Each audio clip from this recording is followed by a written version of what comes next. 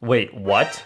Well, it doesn't matter. I guess if you just get it from speedcubeshop.com, then you won't get cursed puzzles. And speaking of Speedcube Shop, now there's the JPerm Speedcube bundle. If you buy this, you will literally become me.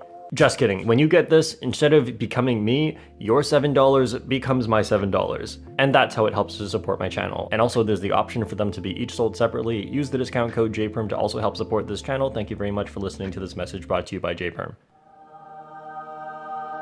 I have a lot of these. There is also the full table mat, which I've never really liked just because it's too big. The mini mats I think are the perfect size for going between a timer and a laptop. It gives you enough room to drop your cube, but it doesn't have your laptop super far away either. And here is the JPerm cube, which is basically a replica of my main. I have so many of these now, but I guess I'm opening another one. Ah, yes, that feels nice because it's exactly the same as my main. Now that I have the JPerm Speedcuber bundle, let's do a solve and actually become JPerm.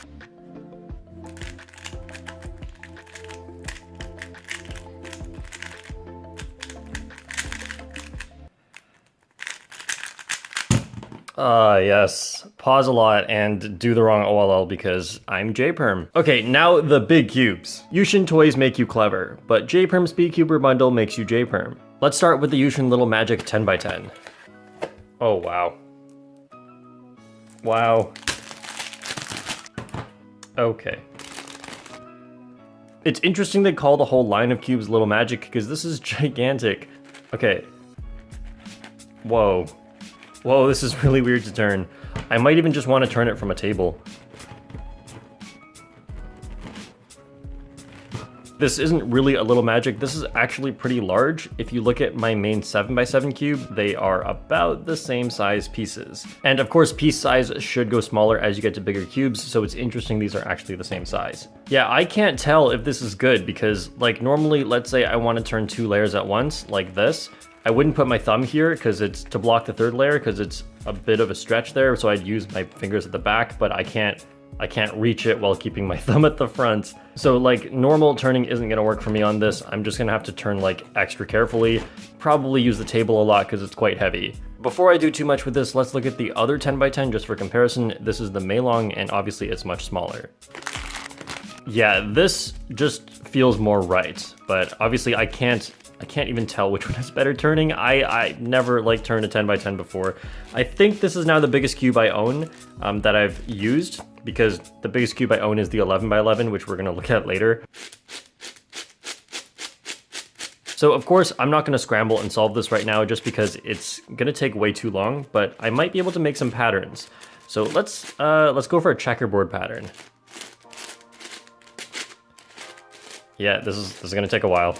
Wait, I just remembered, you're not supposed to checkerboard pattern on an even numbered cube. But you can do stuff like this, there's still a lot of interesting patterns. So this would be the actual checkerboard pattern you could do, and this looks really cool just because the outer pieces kind of match the length of the inner layers. Oh wow, this is much harder. Maybe this would be easier. Oh, it's not easier. Okay, that was difficult, I'm tired. Here is the size comparison. I actually cannot believe how big of a difference that is, but this one fits well in my hands and this one is just like absolutely too big. Since I'm a speedcuber, I actually don't know a lot of patterns, but I do know cube in a cube, so I'm gonna try that one because I think this one might be really interesting. So we're gonna, I don't know the algorithm for it, but we're just gonna move the centers around like that.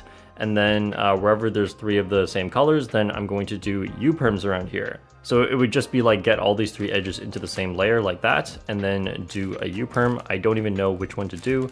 Okay, that seemed to have been right, and now we have cube in a cube here, but then we need it on this side as well.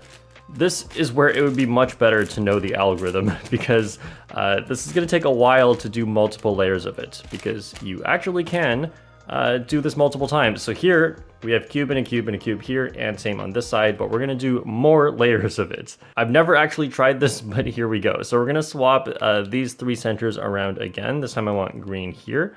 So we're gonna do it on the layer, the next layer. So move this green center over, then move this one in. Okay, now this should have swapped the inner centers around and also the ones on the other side. And then now I would do a double layered U-perm. So I'd move this and this and then probably do the opposite U-perm of what I just did. Wait, no, I want to do the same U-perm. Okay, so that adds another layer, and now I'm going to go to the third layer over. So now this one in like that. Oh, this is gonna take a while. Okay, I have mostly done it. It definitely looks cool, but it's not done yet. And at some point, I realized the U-perms were actually twisting centers elsewhere, so I had to switch to a center safe U-perm. Basically, don't follow along what I had done. Just go look up a guide if you want to make this yourself. But this small chunk at the end still has to be done to split up these two layers, and you can just do that with a 2x2 twisting algorithm. So how this works is I have this chunk that has to be twisted, which is 5 layers, and another 5-layer chunk here. So I can just move them next to each other, so these two, and then I can twist this one first. Let's see, I want it to go counterclockwise, so that's going to be with the reverse sexy moves twice.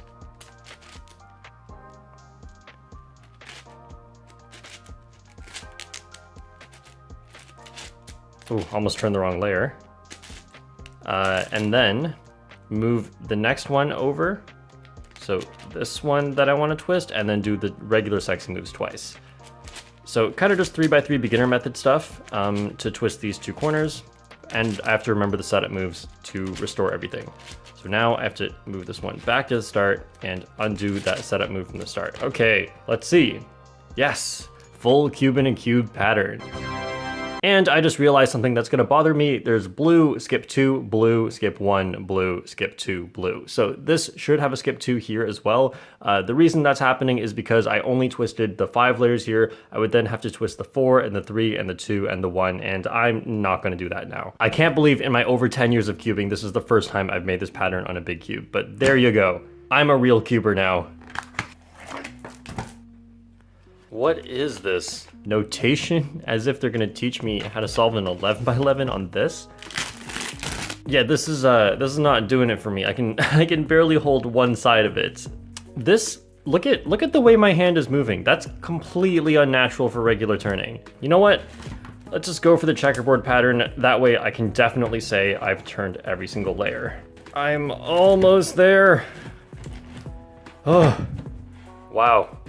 That was difficult, but at least it's an odd numbered cube, so the checkerboard pattern looks amazing. I don't think I have the energy to make the cube in a cube pattern on the Little Magics, but this is nice for display. Nah, just kidding. I'm not just gonna put them away and never look at them again. The Meilong is actually pretty okay just because of the size, and I decided to try and speed solve it. Let me know in the comments how long you think it took me to solve this 10x10. Whoever gets the closest one, then I'll pin your comment.